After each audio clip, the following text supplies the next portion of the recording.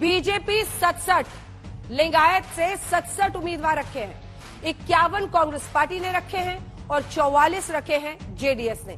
वोकलिगा से यहां पर एक ज्यादा कांग्रेस ने उम्मीदवारी दी है, 42 है 42 बीजेपी और उसके बाद 54 जेडीएस सबसे ज्यादा, और दलित 37, 35 कांग्रेस और 34 जेडीएस।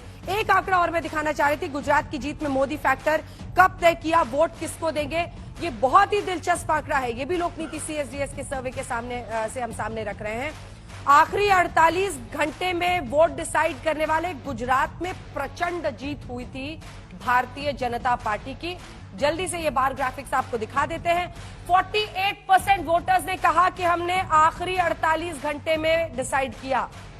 कांग्रेस को वोट देने वाले 27% लोगों ने कहा कि हमने आखिरी 48 घंटे में डिसाइड किया।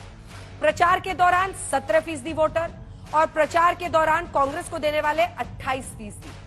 प्रचार से पहले कितनों ने मन बना लिया था, 20% ने कहा वोटर जो है उन्होंने बीजेपी के लिए और कांग्रेस के लिए 27%। ये आंकड़ा बहुत दिलचस्प है और इसीलिए ये आखिरी दौर में आप देखते हैं कि इतनी ताकत तमाम पार्टियां झोंक रही हैं। शर्मा जी, क्या ये जो मुस्लिम मतदाता कांग्रेस की तरफ झुकते हुए दिखाई दे रहे हैं, हालांकि मुझे पता है जेडीएस से जो सामने आए हैं नेता वो इस पर ऐतराज जताएंगे, लेकिन ये सीएसडीएस सर्वे की लोकनीति के सर्वे है, वो ये कह रहे हैं कि कांग्रेस की तरफ जा रहे हैं। क्या इसी वजह से जय बजरंगबली की से शुरुआत हो रही है? नहीं अंजना जी, ऐसा नहीं है। जब आप हिंदू आस्थाओं पर चोट करेंगे और वहां पर ध्रुवीकरण की राजनीति की शुरुआत करेंगे, आप जो है बजरंग दल की तुलना जो है पीएफआई जैसे आतंकवादी दल से करेंगे केवल तुष्टीकरण के लिए, तो निश्चित तौर से ये विषय तो जनता के बीच आएगा ही। एक काउंटर क्वेश्चन है। जी जी, आप कह रहे हैं कि बजरंग दल की तुलना पीएफआई से नहीं करनी चाहिए, तो फिर ये बताइए कि बजरंग दल की तुलना आप बजरंग बली से कैसे कर रहे हैं? क्यों नहीं? आप क्यों?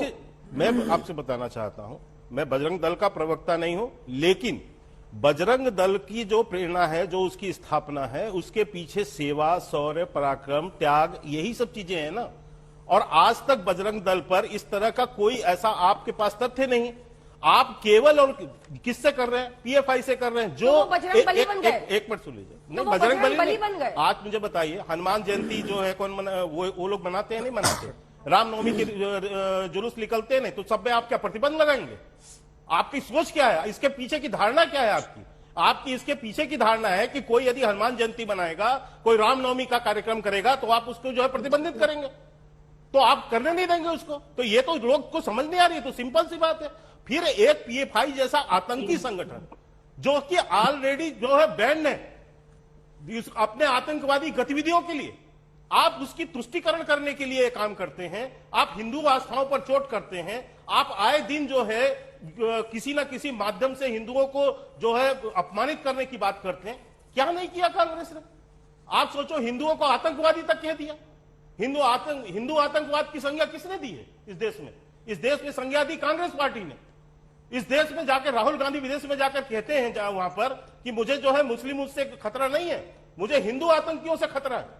तो आप एक पूरे वर्ग विशेष को अपमानित करते हैं, आपका तुष्टीकरण की नीति है। आप वहां मुस्लिम आरक्षण की वकालत करते हैं, जो धर्म के आधार पर आरक्षण की बात करते हैं, जो संविधान में के अनुसार सही नहीं।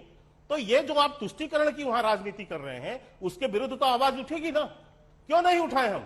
और मैं इसको भी बार बार कहता हूं कि आप केवल तुष्टीकरण के लिए आज कल का ही बयान है खड़गे साहब का, उनसे जब पूछा गया वहां पर कि भाई एसडी जो पीएफआई का जो संगठन है, राजनीतिक संगठन एसडीपीआई, कि भाई आप जो है उनके लोग आपसे वो कर रहे हैं, आपके समर्थन में अपने लोग को कह रहे हैं कि आप उनको वोट दें, तो आप क्या कहना चाहते हैं? उन्होंने खुला रूप से बयान दिया, हम सब सेकुलर पार्टी का वो करते हैं।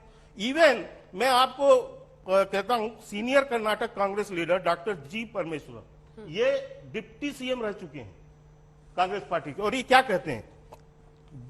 Doctor G Parameshwaram speak to, मैं चैनल का नाम लूंगा, say we appeal to SDPI for supporting Congress against the BJP.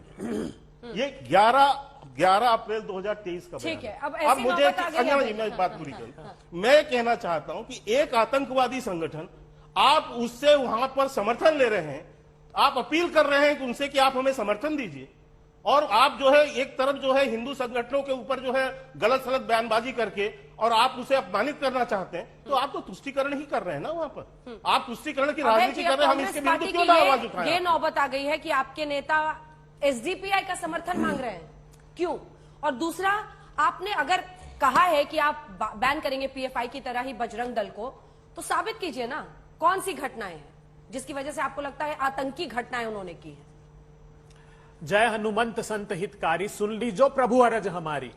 जन के काज विलंब न कीजिए, भाजपा की सत्ता हर लीजिए। 40% जो कमीशन खाए, भगवान से कह रहे हैं, हनुमान जी जनता से उनको कह रहे हैं। सत्ता हराए। किससे कह रहे हैं? हनुमान जी से आग्रह कर रहा हूं। अच्छा। हनुमान जी इनकी सत्ता का हरण करना, सब 40% भगवान भरोसे ही के है। कमीशन खोर हैं ये लोग। आपने आजाद भारत के इतिहास में पहली बार हुआ अंजना जी, नरेंद्र मोदी जी ने बजरंग बली जी को नोटिस थमा दिया, बजरंग बली जी को स्वयं। बजरंग बली सबलगढ़, आपको सूचित किया जाता है कि आपने हमारी मध्य उत्तर रेलवे की भूमि पर अतिक्रमण करके मंदिर बना लिया है, स्वयं बजरंग बली को। अगर यह 7 दिन में मंदिर हटाया नहीं हनुमान जी आपने, तो हम इसको नेस्तनाबूद कर देंगे। और उसका कहां का नोटिस है? इसका हर्ज और कर्ज, ये रेलवे, उत्तर रेलवे ने बजरंग बली को नोटिस दिया है। ये उत्तर मध्य रेलवे ने बजरंग बली सबलगढ़, ये सारे अखबारों में प्रकाशित हुआ है, गूगल करके देख लीजिए, पर ये इसकी प्रति देख लीजिए। ये नोटिस किसको थमाया? किसको? बजरंग बली को मंदिर पर बजरंग बली के नाम से, ये अंजना जी देखिए, बजरंग बली के नाम से सारे समाचार पत्रों में प्रकाशित हुआ है। मैं नहीं कह रहा हूं, कौन कह रहा है? भारतीय जनता पार्टी की सरकार। Bajrang Dal man behind kidnapping and killing of 2 boys. ये मध्य प्रदेश की सरकार कह रही कि सतना में 2 बच्चों का अपहरण करके उनकी हत्या करने वाले बजरंग दल के लोग थे। ये मध्य प्रदेश की पुलिस ने केस दर्ज किया। उन्होंने कहा आईएसआई के एजेंट के रूप में काम करता था बलराम, जो बजरंग दल का कार्यकर्ता था।